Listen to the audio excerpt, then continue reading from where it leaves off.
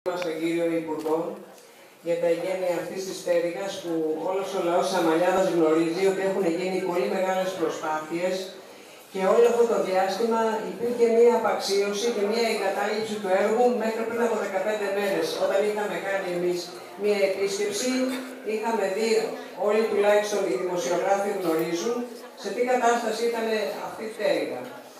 Ωστόσο, εγώ θέλω να επισημάνω και δεν μπορώ να αφήσω ασχολίαστο το ότι μία εβδομάδα πριν τις εκλογές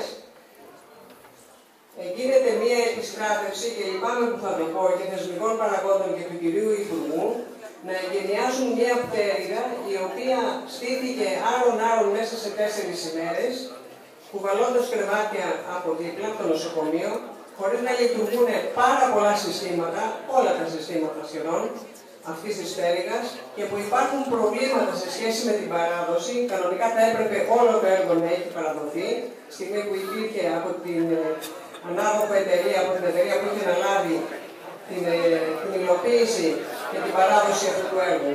Θέλω να πω ότι ο κόσμος καταλαβαίνει πάρα πολύ καλά ότι υπήρξε μία μεθόδευση ως προς αυτό το θέμα. Εγώ είμαι εδώ βέβαια να χαρώ και όχι να μισελιάσω. Δεν θέλω να μισελιάσω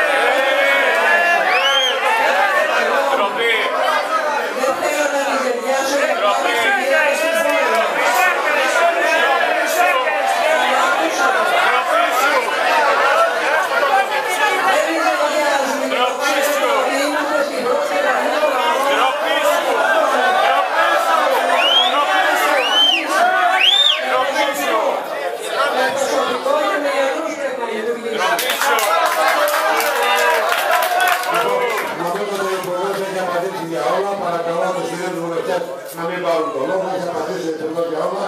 Εξάλλου τα έργα παντού για αυτά που είπε ο κ. Σαρτάρη, δεν